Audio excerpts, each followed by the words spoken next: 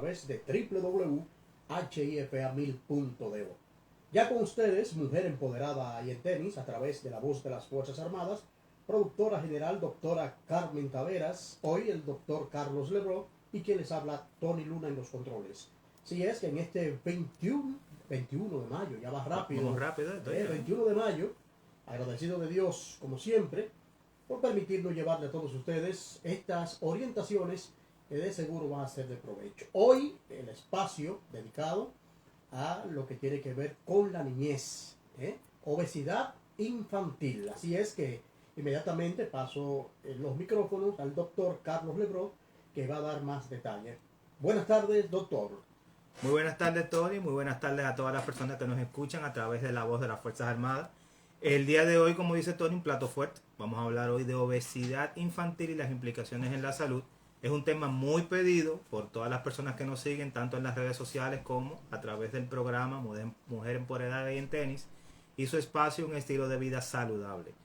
El tema no es casual, sino que se vino trabajando desde hace unos días y de verdad muchas de las personas ya vía las redes me pidieron que hablara un poquito acerca de la obesidad infantil y las implicaciones en la salud. Para nadie es un secreto que hemos cambiado nuestros hábitos, nos hemos transculturizado y eso tiene un impacto especialmente no solamente en nuestra salud como individuos, sino en la salud de nuestros niños que van a ser los futuros adultos. Según la Organización Mundial de la Salud, ya entrando en el tema propiamente dicho, la prevalencia de sobrepeso y obesidad infantil ha aumentado en los últimos 25 a 30 años de forma considerable y se estima que en todo el mundo hay alrededor de 170 millones de niños menores de 18 años que tienen sobrepeso y obesidad. En algunos países, obviamente, más que otros, pero estas estadísticas vienen siguiéndose desde los años 80 hasta la fecha y han aumentado prácticamente, se han triplicado. ¿Qué conlleva esto? ¿Y cuál es el impacto que genera esto? Bueno, es esta prevalencia elevada de sobrepeso y obesidad tiene graves consecuencias sanitarias. Cuando hablamos de consecuencias sanitarias estamos hablando especialmente en los costes o en el costo que se dedica especialmente a la salud. Tenemos un impacto muy grande. ¿Y cuál es el problema? Bueno, el problema es que se ha visto en los últimos años, en los últimos decenios especialmente, el impacto que tienen lo que se llaman las enfermedades crónicas no transmisibles. Hemos hablado de ellas en el transcurso de varios meses aquí en el programa, y las enfermedades crónicas no transmisibles son como hipertensión, diabetes, cáncer, alteraciones de colesterol, entre otros. Diabetes también, son muy importantes porque hay un coste de salud, especialmente con las enfermedades cardiovasculares, muy alto. Y la situación es que gran parte de todo el presupuesto de salud va destinado a terapias desde el punto de vista de intervenciones, conjuntamente desde el punto de vista curativo, paliativo, con la parte de los medicamentos. Y lamentablemente es un coste muy elevado, el cual ese dinero pudiera ser invertido en otras áreas en la parte de las administraciones públicas. Entonces hay un impacto desde el punto de vista sanitario, conjuntamente también con la parte que tiene que ver con las implicaciones desde el punto de vista del trabajo. ¿Por qué? Porque grandes personas, especialmente la gran masa laboral en edad productiva, cuando tiene sobrepeso y obesidad se ve implicada a las enfermedades crónicas y eso disminuye su productividad y eso va en detrimento de la producción a nivel nacional. Entonces, por eso es el impacto, principalmente. Según diferentes estudios, eso lo sabemos, a mayor elevado el índice de masa corporal, sabemos que el índice de masa corporal es un cálculo matemático que usted puede hacerlo en su casa. El IMC es su peso en kilos o en kilogramos dividido entre su estatura en metros cuadrados y el resultado de esto se busca en una tabla. Cuando es mayor de 30 estamos hablando de obesidad y el índice de masa corporal elevado, o sea, personas con obesidad, es un importante marcador o factor de riesgo de enfermedad cardiovascular, pero no solamente el índice de masa corporal, sino también las circunferencias o perímetros abdominales se toma en consideración. Recuerden que un perímetro abdominal adecuado en hombres, según la guía del ATP3, tiene que ser menor de 102 y en mujeres es menor de 90, pero obviamente eso es para anglosajones, o sea, estadounidense, 6 pies 200 libras. En República Dominicana no somos iguales. Por ende, las normativas que nos llevan a nosotros son las de la parte de América Central y Sudamérica. Especialmente circunferencia de cintura en hombres por debajo de 94 o 96, algunos papers hablan, y las mujeres por debajo de 88. Es un marcador muy importante que tenemos que tener pendiente. Entonces, entrando en materia, ¿por qué traigo el tema de obesidad infantil el día de hoy? Fíjense, recientemente, específicamente el día 3 de marzo de este año, salieron unas publicaciones, principalmente creo que fue en el periódico, en el Diario Libre, sobre la parte que tiene que ver con la obesidad infantil a nivel escolar. Y se hizo un estudio, el INAVIE, conjuntamente con el Ministerio de Salud Pública, y el resultado fue el siguiente, lo leo textualmente. El 31% de los niños dominicanos en edad escolar padece de obesidad y sobrepeso. Eso es una cifra alarmante. Estamos hablando que 31 niños de cada 100, 31 niños están en sobrepeso y obesidad. Esto es importantísimo que tengamos esto pendiente. En la época, por ejemplo, de nosotros, mía, quien les habla tiene 40 años, en la época de nosotros, en el curso, cuando nosotros estábamos en el colegio, posiblemente los que estaban en sobrepeso eran 1 o 2. Ahora la normativa es que si en un curso hay 30 muchachos, posiblemente usted encuentre 9 con problemas de obesidad y sobrepeso. Eso es muy importante que tengamos esto pendiente, porque esos jovencitos son potenciales personas con enfermedades crónicas no transmisibles en edades tempranas. Y esto tiene un impacto grandísimo en la salud, pero también en lo que se llama calidad de vida. Entonces, entrando en materia, la parte de la investigación hablaba que en el estado nutricional de los escolares estaba el 31% padecían de sobrepeso y obesidad. En búsqueda de disminuir este índice, el INAVIE adoptó algunos lineamientos que hicieron un poquito de daño, la parte, o sea, hicieron beneficios, pero fueron lineamientos duros que se hicieron, pero correctos, en el sentido de modificar la alimentación escolar. Eso está perfecto. ¿En qué sentido? Bueno, alimentos bajos en azúcar, alimentos que no sean procesados, alimentos que sean bajos en sodio, que de eso hemos hablado aquí hasta la saciedad en los últimos episodios que hemos tenido aquí en la parte del manejo de obesidades conjuntamente con las modificaciones nutricionales. ¿Cuál es la situación con esto? Bueno, la situación con esto es que esto repercute directamente desde el punto de vista del impacto que puede generar la parte de lo que se llama políticas públicas. Recuerden que la parte de la obesidad infantil, lo vamos a tratar en el siguiente bloque, involucra no solamente la parte biológica del individuo, sino la parte social, pero esa parte social va íntimamente relacionada con las políticas sanitarias, y esta es una de las políticas sanitarias más importantes que se han tomado en cuenta, principalmente la parte que tiene que ver con los alimentos procesados e industrializados, que de eso vamos a tener una sección aparte. Bien, entonces, ¿a qué se debe? ¿Cuál es, como decimos en medicina, cuál sería la etiología de la obesidad infantil? Cuando hablamos de etiología en medicina, estamos hablando de la parte causal. ¿Cuál es la causa? Bien, la etiología de la obesidad infantil es una etiología multifactorial. Hemos hablado de esto aquí hace mucho tiempo, y las etiologías multifactoriales son las etiologías que tienen múltiples causas. Tiene factores maternos, factores principalmente que hablamos de epigenética, cambios en el embarazo, especialmente cuando se cambia el embarazo. Cuando hablamos de cambio en embarazo, estamos hablando de ganancia excesiva de peso durante el embarazo. Eso influye muchísimo. La no lactancia materna en esos jovencitos, la lactación temprana y los hábitos familiares. Conjuntamente hay factores también, principalmente factores a nivel de la niñez, entre ellos el bajo peso al nacer, ambos extremos. El bajo peso al nacer, pero también el alto peso al nacer, y también algo que se llama ablactación temprana.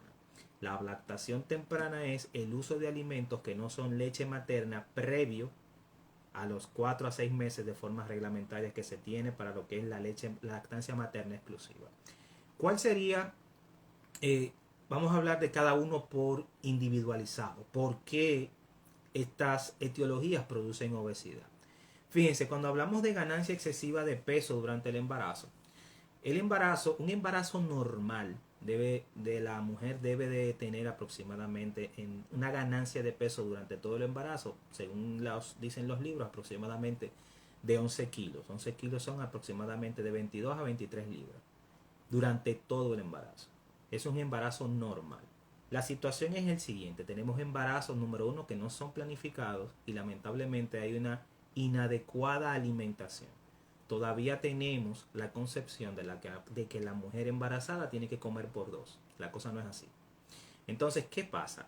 Esa ganancia excesiva de peso durante el embarazo va a crear modificaciones.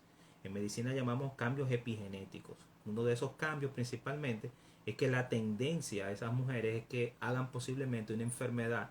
Pueden hacer hipertensión gestacional, pero hay una enfermedad muy ligada a la ganancia de peso durante la gestación, que es la diabetes gestacional. Esos jovencitos, la gran mayoría cuando nacen, recién nacidos, nacen con peso elevado. Y al nacer con peso elevado tiene una implicación muy importante, y es que tienen mucha interacción dentro del vientre materno con múltiples hormonas. Y esos niños tienen ganancia de peso desde el nacimiento. Por ende, esos jovencitos en medicina hablamos de rebotes adipositarios. O sea, ¿qué quiere decir eso? Ganan adiposidad, ganan grasa con más facilidad y hacen más aumento del número de células grasas. Eso tiene un impacto muy importante en esos jovencitos. Por eso es importante, y siempre lo hemos mencionado aquí cuando hace unos meses hablamos de alimentación durante la gestación. Tener muy importante la parte de la correcta alimentación, pero más importante aún es la consulta pregestacional. Modificaciones nutricionales, modificaciones de alimentación, cambio del estilo de vida previo al embarazo, porque eso nos asegura a nosotros un embarazo sin complicaciones y obviamente una parte de que tiene que ver con el nacimiento también sin complicaciones. Eso es de mucha importancia. Entonces, ¿cómo la parte de la no lactancia materna, luego que el niño nace, cómo esa parte de la no lactancia afecta a la ganancia de peso? Bueno, la lactancia materna, y hemos hablado muchísimo de esto aquí, es prácticamente la leche materna un superalimento.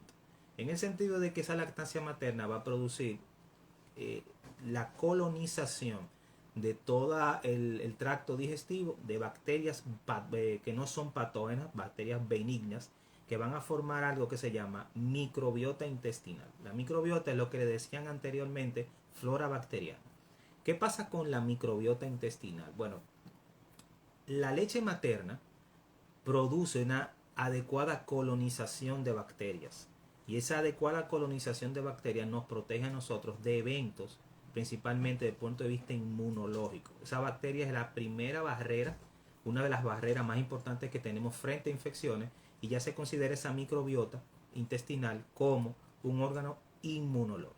Eso es sumamente importante que lo tengamos pendiente, porque la parte de esa protección que nos confiere esa microbiota intestinal es lo que nos garantiza a nosotros un correcto funcionamiento de nuestra digestión y una no ganancia de peso.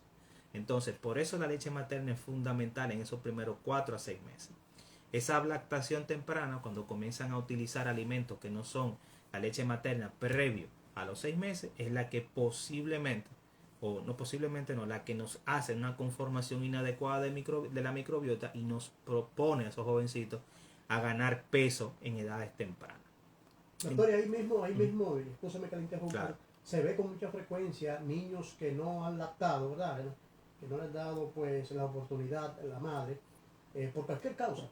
Sí. Puede ser que no estén lactando, puede ser que no te dé la leche, ¿verdad?, suficiente. Correcto. Pero se ve con mucha frecuencia, usted que está en esta área, niños que al no lactar pues pueden tener esa deficiencia a ir creciendo. ¿Se nota esta parte, doctor? Sí.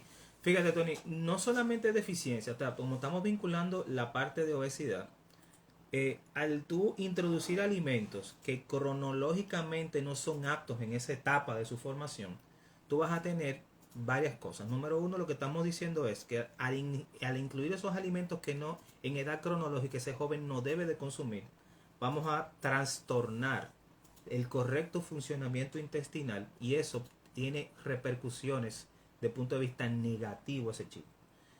Sumamente importante esto, el seguimiento tanto de pediatría conjuntamente como la parte nutricional. Entonces, tanto el alto peso al nacer, Tony, como el bajo peso al nacer impactan de forma directa para la ganancia de peso y de producir lo que es la obesidad infantil. Pero hay algo importante que no debemos tenemos que mencionar aquí, es los hábitos y estilos de vida de los padres. Y de eso hemos hablado en muchas ocasiones. Recuerden que hay algo que se llama conducta alimentaria. La conducta alimentaria se forma en los primeros 6 a 8 años de vida. Esa conducta alimentaria es heredada de nuestros padres. Esos jovencitos que no tuvieron una correcta alimentación en estos periodos, que esos hábitos pasan si tienen papá y mamá con obesidad, tienen un mayor porcentaje de producir o padecer enfermedad crónica o obesidad a temprana edad. Pero tenemos una llamada, doctor. No es la costumbre de tomarla antes de, pero Ajá. vamos a darle paso a ver desde Claro, Bonao. claro. Adelante, Perfecto. hermano. Buenas. Sí, buenas. Lo escuchamos. Sí, doctor. Dígame. Buenas. Sí, lo escuchamos. Está en el aire. Sí, yo tengo una niña de año y medio, ella solamente es cero, nunca quiso leche en lata y tiene 26 libras y buen tamaño. ¿Usted cree que eso está bien así? Usted me dice que ella lactó durante todo el año. Sí, que no, solamente diciendo que no quiere ningún tipo de leche. Exactamente. No quiere. Perfecto. Fíjese, algo importante con eso y es que a esa jovencita en la parte que tiene que ver con la consulta pediátrica para saber si la niña está dentro de la normalidad, se debe de hacer algo que vamos a comentar más adelante, pero yo le voy a decir lo que usted tiene que hacer. Eso se llama consulta de crecimiento y desarrollo. Esa jovencita tiene que ir a pediatría y el pediatra tiene que hacerle lo que se llama percentiles de crecimiento. Para que usted entienda, líneas de crecimiento. El pediatra sabe manejar eso. Esas son unas líneas que se le hacen a los chicos y con eso usted se da cuenta cómo va creciendo conjuntamente con jóvenes de su edad. Sí, adecuada, ¿verdad? Correctamente. Desarrollo. Si el desarrollo es correcto. Cuando usted vaya a la cita pediátrica de esa joven, recuerde que a los niños le tocan cita mensual y ya al año se le mandan a hacer analíticas. Esa es otra cosa. Como usted me dice que tiene un año, ya al año se mandan a hacer lo que se llama análisis del año, una rutina que se mandan a hacer. Lo ideal es que le hagan los sistemas de percentiles o de crecimiento para saber si la jovencita creció de forma correcta. Y lo otro es la analítica del año. Otra cosa, esa niña puede ir incluyendo, la alimentación debe de ir variando después de los 6 meses. Y esa jovencita tiene que estar comiendo prácticamente lo que se come en la casa como un adulto, con la edad que tiene. Y o sea, tiene que ver un proceso de destete. Tiene que quitarle la parte del seno materno ya. Importante, ahí está, ya está satisfecho, hermano. Bueno, se fue. Se fue. Entonces, lo importante, doctor, que usted acaba ahora mismo de tocar Ujú. esta parte de que, valga la redundancia, Sí. de que hay que darle lo que usted está, ¿verdad? Ingiriendo parte, ¿no? Claro. No todo, Ujú. pero yo escuchaba que la salsa de habichuela, que Sí, se van incluyendo. se van incluyendo ya después de una edad, no solo, Entonces, no solo ya el seno Ujú. Eso se llama alimentación complementaria. Ok. Se va utilizando la alimentación complementaria después de los 6 meses. Lo pueden consultar con sus pediatras. Los pediatras tienen unas tablas en el consultorio de cuáles alimentos se deben de ir utilizando mensualmente. O sea, Según- mientras va avanzando, Mientras va avanzando después de los 6 tabla meses, diciendo lo que qué puede tipo darle. de alimento. Exacto, vaya dándole tal cosa, vaya dándole tal cosa. Algo importante, y es que lamentablemente, Tony, no tenemos una conducta de llevar al niño de forma recurrente al médico. O sea, muchos de los jovencitos, yo trabajo en atención primaria, cuando nos llegan a consulta, cuando yo le hago las preguntas pertinentes, me dicen, no, yo llevo al niño cuando está enfermo. O sea, tenemos la percepción de que al paciente pediátrico, nada más lo llevamos al pediatra cuando está padeciendo una gripe, una amigdalitis o un problema infeccioso en sí, o una condición de salud. Pero al niño, y ahora entramos lo que le dije al señor hace en el bloque que la llamada, es que debemos de entender que hay algo que se llama, Tony, consulta de niño sano. O Suena extraño, ¿verdad? Ujú. Como consulta, pero si él no está enfermo, ¿por qué se hacemos la consulta? Bueno, en la consulta en el niño sano se hace un seguimiento de todo en el niño, o sea, en general. Y una de las cosas que se hace en la consulta de niño sano es la parte de crecimiento y desarrollo. O sea, que es mejor llevarlo sano, ¿verdad? A un chequeo y no enfermo. ¿Por qué? Porque enfermó. valga la Muy redundancia, importante, ¿verdad? Tony, porque esas son consultas súper importantes porque te dan a ti un patrón número uno de crecimiento del niño. Tú Ujú. sabes cómo el niño está creciendo, porque cuando tú le haces los lineamientos, tú dices, ah, mira, según esta tabla, pues son de percentiles, el niño va creciendo de forma correcta. Uno, te da el patrón del peso, que aquí es que nosotros nos vamos a ayudar para saber si el niño está sobrepeso o está en un peso normal. ¿Cuál es la implicación? Bueno, la implicación es que tú te das cuenta si está en sobrepeso, tú puedes captarlo Ujú. de forma temprana y puedes hacer las modificaciones nutricionales para que ese jovencito no caiga en obesidad. Correcto. Que eso es lo fundamental. Entonces se llama atención integral de la niñez, consulta de niño sano, y eso debe de hacerse en todos los centros de primer nivel de atención. O sea, que es importante llevar a su niño cuando el médico así le indique, ¿no? Correcto. Que debe de ser cada 3 meses, pues usted cada 3 meses, amén de que esté Ujú. en salud, Así mismo pues es. llevarlo, porque es para evaluar y que no se complique, ¿verdad? En cualquier momento, esto que usted acaba de señalar. Bien, Tony, mira, dentro de esa consulta de niño sano, nosotros como médicos y las personas que son médicos que veo que se están incorporando a los chats, que nos están entrando vía Instagram, tenemos que buscar cosas en la consulta durante la evaluación que a nosotros nos den un indicio de que puede estar padeciendo algún problema de salud en el niño. Principalmente, Tony, lo veo mucho en preadolescentes y adolescentes y ya en jovencitos bordeando la edad adulta de algunos 17, 16, 17 años. Y es que puede haber modificaciones principalmente, no solamente en el peso, sino rasgos en la piel que te dan indicio de que el jovencito o jovencita puede estar sufriendo un problema por la obesidad. ¿Cuáles son esos rasgos? Bueno, hay algo que se llama acantosis nigricans. No vamos a entrar en detalle. La acantosis es una coloración oscura en la parte posterior del cuello. Pasa en el cuello, pasa en las axilas, pasa en las entrepiernas y una coloración oscura que no es normal. ¿Qué pasa con esa coloración? Bueno, esa coloración lo que nos está diciendo es una manifestación en la piel de un problema metabólico. Casi siempre cuando nos llegan con eso, conjuntamente con obesidad, con aumento de panículo adiposo, o sea, grasa en el abdomen, ese jovencito o jovencita puede estar sufriendo de resistencia a la insulina. Y es muy importante que nosotros como médicos tengamos eso muy pendiente cuando nos llegan a consulta, porque eso es un signo que nos está diciendo de que ese jovencito hay que hacer cambios en la alimentación conjuntamente con una modificación del estilo de vida, incorporar la actividad física, entre otras cosas. Pero son cositas que nos ayudan a evaluar esa parte. Conjuntamente con esto, Tony, hay enfermedades propias de la niñez que la misma obesidad puede incidir en la parte que tiene que ver con la repercusión de esa enfermedad. Por ejemplo, hemos mencionado aquí anteriormente de que la obesidad se debe principalmente a un problema inflamatorio crónico. ¿Qué quiere decir eso? Bueno, ese aumento de tejido adiposo, ese aumento de grasa de forma disfuncional, va a producir en nosotros cambios del punto de vista inflamatorio que pueden desencadenar enfermedades. Dentro de esas enfermedades, una de las que se ve principalmente en jovencitos, esos jovencitos la gran mayoría son atópicos, o sea, tienen problemas de alergia de base. Y esas alergias, hay una enfermedad que es muy frecuente en edad pediátrica, que es el asma bronquial. El asma. El asma bronquial. El asma y la obesidad, Tony, van agarraditas de la mano. ¿Por qué? Porque el asma se debe principalmente a alteraciones de la vía respiratoria superiores por problemas de inflamatorio de la vía respiratoria superiores.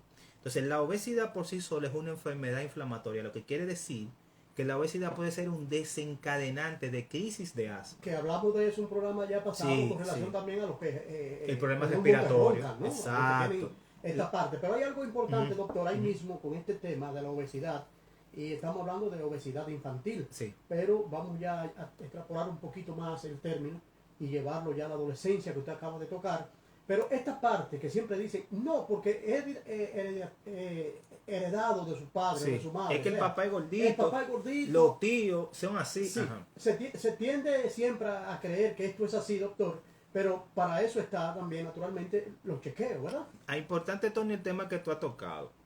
Y fíjate lo que hablamos en el bloque anterior, de que el tipo de alimentación que llevan los padres, el estilo de vida de los padres, repercute directamente en el niño, cambiando lo que se llama hábitos de vida, principalmente lo que se llama conducta alimentaria. Ujú. La conducta alimentaria se crea en los primeros 6 años de vida. Si tú en esos primeros 6, 8 años de vida no viste a papá y a mamá con hábitos de vida saludables y practicando actividad física, posiblemente cuando tú entres en una edad adulta, muy difícilmente tú lo hagas, Claro. porque no lo viste. Ujú.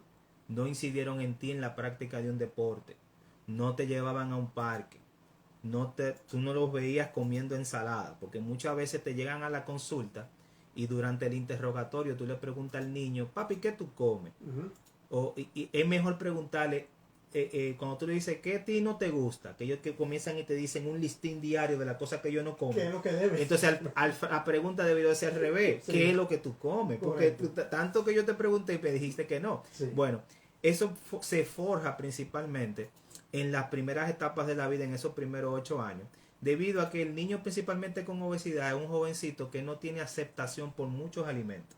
Son muchachitos que te llegan, el sobrinito tuyo que se sienta en la mesa contigo y te dice, yo no como de eso, de lo que está comiendo todo el mundo. Y eso se llama neofobia. O sea, es un jovencito que nunca le presentaron ese alimento cuando pequeño y nunca lo asoció como algo positivo. Sí, temor, fobia. Y son fobias a los alimentos nuevos. Son correcto. cosas nuevas que él le tiene fobia, pero que nunca se lo presentaste. Ujú. Entonces ese es el De un problema. momento a otro no vaya a pensar que lo va a aceptar. No lo va a hacer. Entonces es Hay un proceso. forma, naturalmente, doctor, Es para un proceso, aceptarlo. claro, es un proceso. Entonces, fíjate la parte del manejo de estos chicos, que no es solamente desde el punto de vista del manejo clínico, sino que tiene que haber un cambio tanto nutricional, pero tiene que haber un cambio desde el punto de vista de salud mental con esos chicos. O sea, es importante el cambio y prácticamente un coaching que hay que hacer, Ujú. pero es importante el cambio de salud mental, principalmente tanto en la familia, en el núcleo, Correcto. porque el cambio no es solamente para el niño. Y fíjate, dentro del abordaje hay algo que se llama, en medicina, y lo hemos mencionado aquí, que se llama abordaje interdisciplinario o multidisciplinario. Ujú. Esos jovencitos, anteriormente, Tony, por ejemplo, la gente tenía lo que se llamaba su médico de cabecera. Sí. Ese es el que me resuelve. Ese es el que yo le llevo a los muchachos. En medicina, la medicina moderna y basada en evidencias actual, la que estamos viviendo en este siglo, ya las cosas no son así. El médico tiene que tener, nosotros como médicos, tenemos un grupo de especialistas que trabajamos juntos para un bien común del paciente.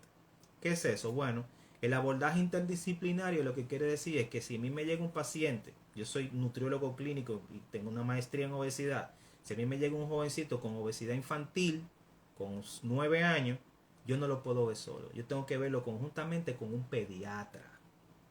¿Por qué? Porque él está en edad pediátrica. Y yo como médico, como especialista en nutrición, yo tengo que saber que él está en una etapa de crecimiento. Okay. Por ende, las modificaciones nutricionales que yo tengo que hacer con él, tengo que hacer cambios nutricionales, pero que no afecten el crecimiento de ese niño. Por eso el de pediatra. ¿no? ¿Cómo yo lo constato? Bueno, vamos a mandarlo a pediatría. Vamos a evaluarlo. aquí. Vamos a evaluarlo con pediatría conjuntamente. ¿Por Ujú. qué? Porque las citas de nutrición son cada 15 días. Pero la cita con el pediatra, un jovencito que está bajando de peso, es mensual. O sea, él me ve 2 veces a mí, pero en el mes también ve una vez al pediatra.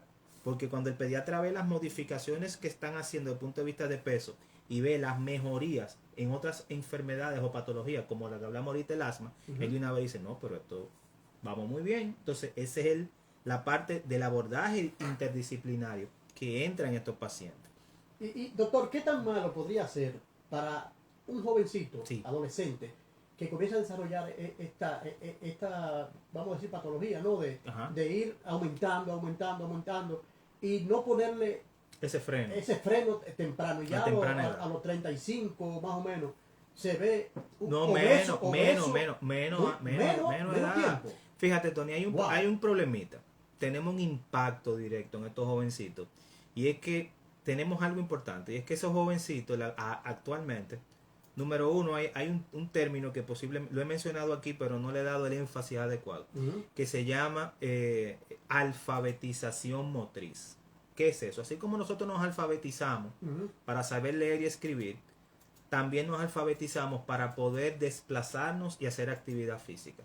Tenemos un problema, Tony, que tenemos un gran éxodo, un éxodo masivo. O sea, los muchachos no están haciendo ejercicio. No.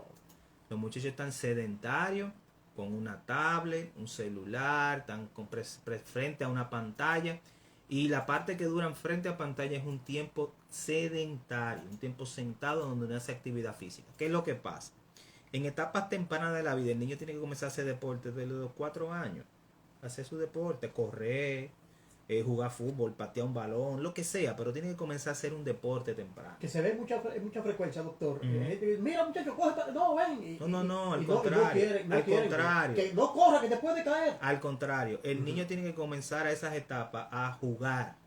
No practicar un deporte desde el punto de vista de competencia. No, eso después. Correr, a jugar. Juego, ¿Por qué? Porque una pelota. Porque cuando lo hacen de esa forma, eso estimula la parte que tiene que ver con la mecánica de cómo ellos pueden interactuar y relacionarse. Entonces, desde el punto de vista motriz, de movilidad, se alfabetiza el cuerpo. ¿No te has dado cuenta, Tony, que a veces tuvo unos muchachos de 14 años que están practicando un deporte y tú dices, cóntale, pero ese niño no sabe cómo ni correr?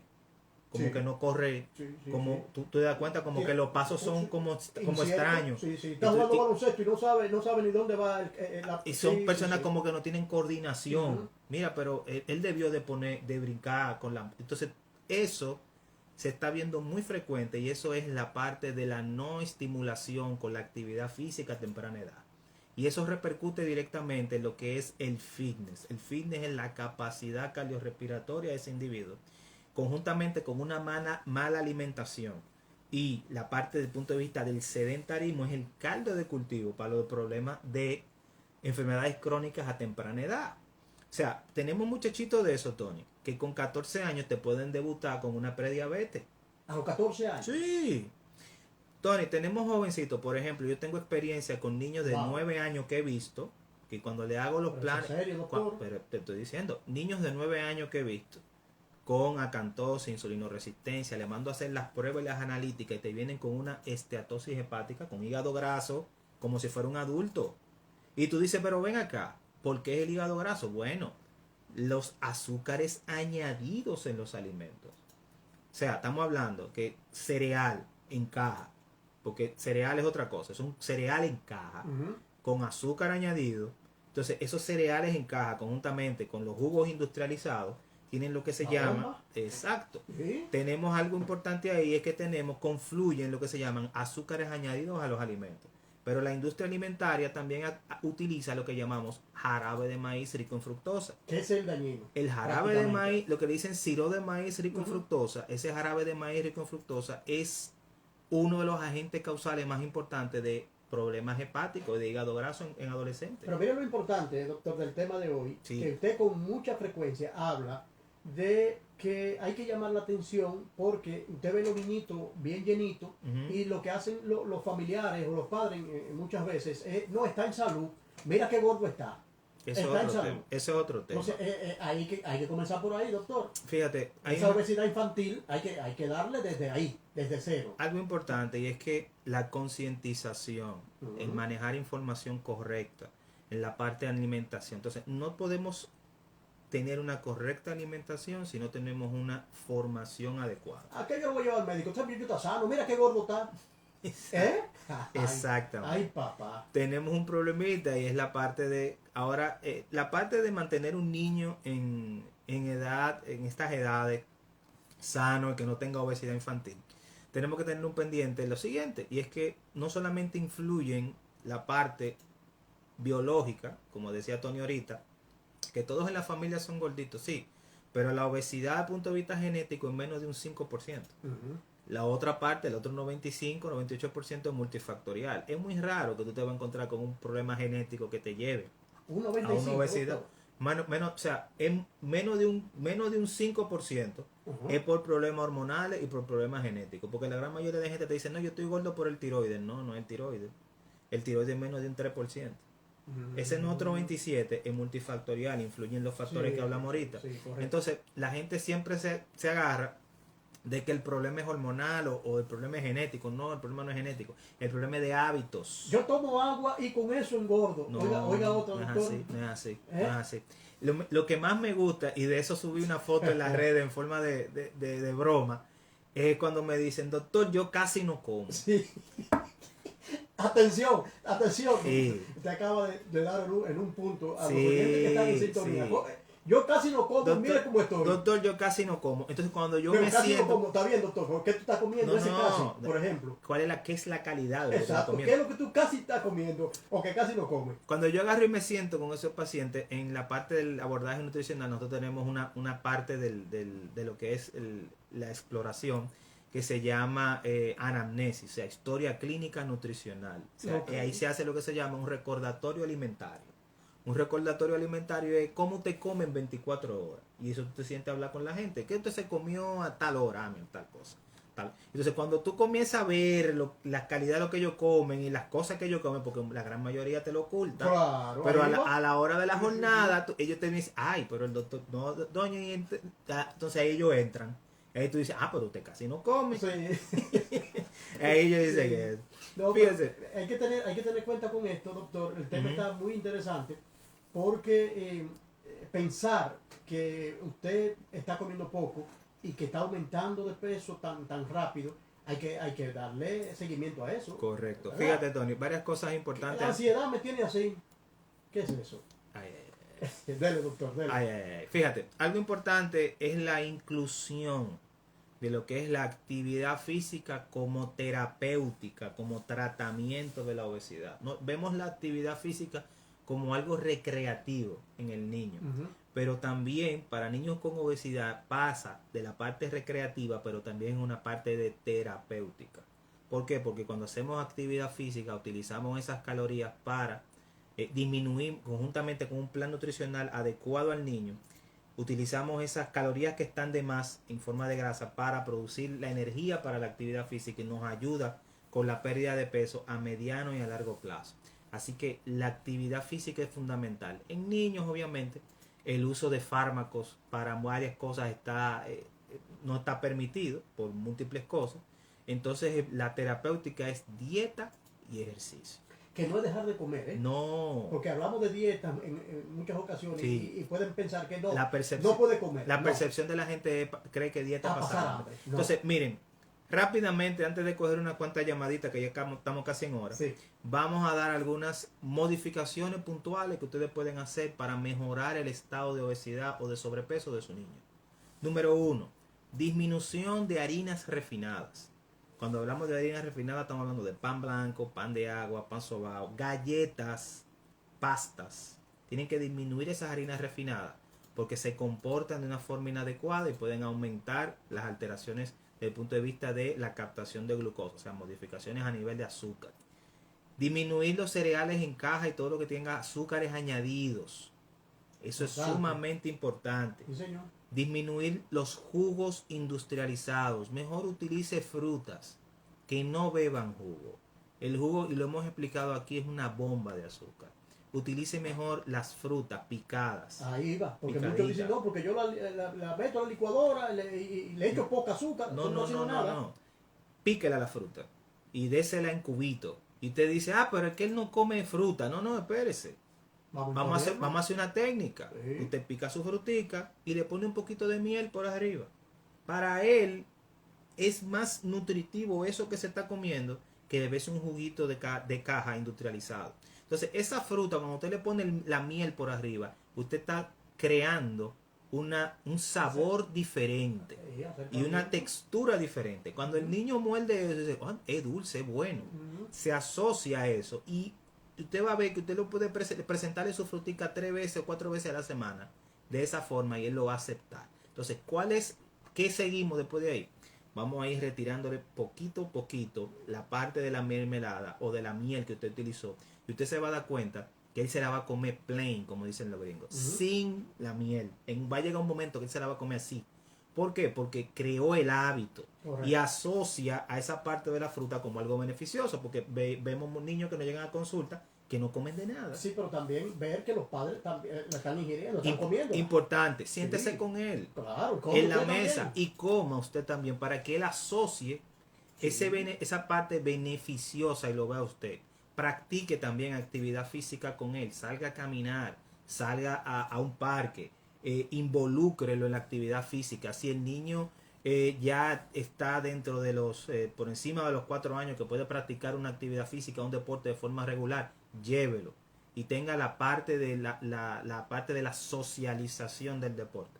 El deporte no solamente lo va a ayudar con el control de peso, sino lo va a ayudar también para la vida, en el sentido de la socialización. Hay algo también, doctor, hablando de socializar con los niños, la parte de llamarle gordo a un niño que va en pleno crecimiento o que está desarrollándose.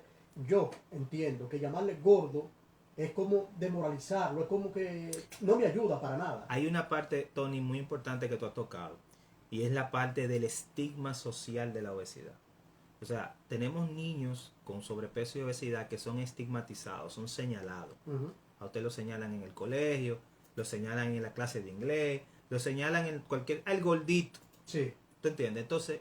No, yo no quiero el gordo no trabaja. Esa es una, gordo. pero hay un problema, Tony. Fíjate, yo tuve un paciente que le mando saludos por aquí, él sabe quién es, ya es adulto. Yo lo vi en etapas iniciales, tenía 12, 13 años. Y el jovencito tenía obesidad infantil, con 13 años pesaba casi 160 libras. Wow. Y modificamos hábitos. Y una de las cosas que ese niño ya fue en mis primeras intervenciones como especialista ya en obesidad, ese jovencito modificó hábitos nutricionales y la parte, no solo lo que más me impactó era lo que él me contaba en las intervenciones que teníamos. Y yo le hablaba, dime, ¿cómo te fue, doctor? Yo bajé tantas libras, pero lo que más me gusta, porque él era muy inteligente para su edad. Uh-huh. Y él me decía, doctor, ahora mis amigos me meten a jugar baloncesto. ¿Qué te estoy diciendo, Tony? Que cuando él bajó 10 libras, ese niño ya era aceptado dentro del círculo social. Ya rendía para él. Ya el muchachito, como él era de los más grandecitos, jugaban básquetbol, él rebotaba, porque es grande, pasaba el balón adelante y podía correr con los otros. Entonces, ¿qué yo quería? ¿Qué yo quiero? Bueno, yo quiero que él juegue de mi equipo, porque si yo juego de mi equipo yo gano. Claro. Porque él es el grande y que él que coge los rebotes. ¿Tú entiendes? Ya el grupito lo estaba adaptándose al grupo y ya había una inclusión, ya no había un estigma de que fulanito, ay no, mete al grandito, el grande que se la coge. Sí, claro. ¿Tú entiendes? Y familiarmente, doctor, está la parte de no hacerse el gracioso con esos niños. No.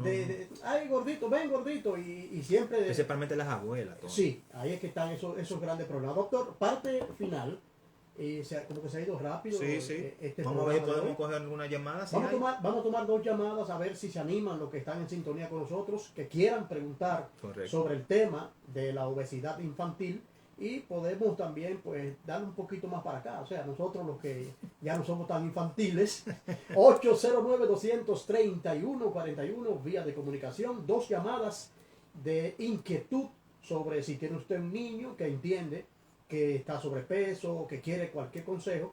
Además, decir, doctor, ya también en la parte final, dónde pueden ubicarlo, pero antes, yo quiero que usted me salude a su madre, que es la fiel seguidora del espacio. Así mismo, Antonia está en Facebook fajada viéndonos. Saludo a mi madre. Pueden hacer sus preguntas también a través de las vías digitales, @un estilo de vida fit en Instagram y en Facebook. Me dice William Jiménez que por qué 2 domingos seguidos. Digo, tranquilo. Es que el doctor trae este tema hace tiempo y quiso desarrollarlo ahora. William, un abrazo para ti y para tu esposa Elba. Igual el saludo especial para Andrés Mejía desde Piedra Blanca, Bonao. Siempre están en sintonía con nosotros. Gracias. Y 809-200-3141. Doctor, parece que han entendido bien el mensaje. Bueno. Pues bien, Tony, rápidamente recapitulando a las personas, recuerden que la obesidad infantil ha aumentado en los últimos años. Es una realidad dentro de la parte social que vivimos actualmente. Bueno, entra una llamadita. Vamos a ver. Buenas tardes, mujer empoderada y en tenis. Buenas tardes. ¿Cómo están? Dios bendiga, amado Tony. Bendiciones, Crismalda. Bendiciones para usted y lo suyo. Adelante. ¿Qué, si un niño está sobrepeso, qué se le puede dar para que baje? Bien, importantísima su Gracias. pregunta. Modificar hábitos es lo primero. Entonces, principalmente, número uno, llévelo a su pediatra para tener un diagnóstico mejor y especializado. Se debe de hacer lo que se llama sistema de percentiles de crecimiento, lo mencionamos ahorita. ¿Qué es eso? Bueno, le hacen el peso y la talla y lo meten en unas líneas. No sé si usted se ha dado cuenta. En la tarjeta de vacuna, en la parte de atrás, hay unas líneas que deben de llenarse en cada consulta pediátrica, que ahí usted se va a dar cuenta si el niño está creciendo de forma correcta. ¿Por qué? Porque esa parte de esas líneas es lo que nos va a decir a nosotros si el niño está sobrepeso, si está bajo peso o si está en obesidad. Luego de ahí hay que hacer modificaciones puntuales o cambios puntuales en su alimentación, lo que hablamos ahorita. Bajar los hidratos de carbono, los azúcares refinados, las harinas refinadas, los jugos industrializados y comer lo más natural posible. Sí, no salir del niño porque está gritando y darle un jugo o ponerle en su mochila ya para el colegio jugo industrializado y otros alimentos que vienen Principalmente en fundita. los snacks. Sí, que vienen en fundita. Entonces es importante esto, eso es cambiar hábitos, ¿verdad? Para poder tener el resultado que así esperan. Correcto. Bueno, doctor, ya en la parte final agradecerle por el espacio de hoy. Ha sido Mujer Empoderada y en Tenis, obesidad infantil. Ahí está desarrollado el programa de hoy. Gracias por estar en sintonía, doctor. Hasta la próxima. Agradecer a la productora general, Claro. Carmen Tavera. Si es que hasta la próxima, doctor, y feliz viaje. Bye bye. Gracias.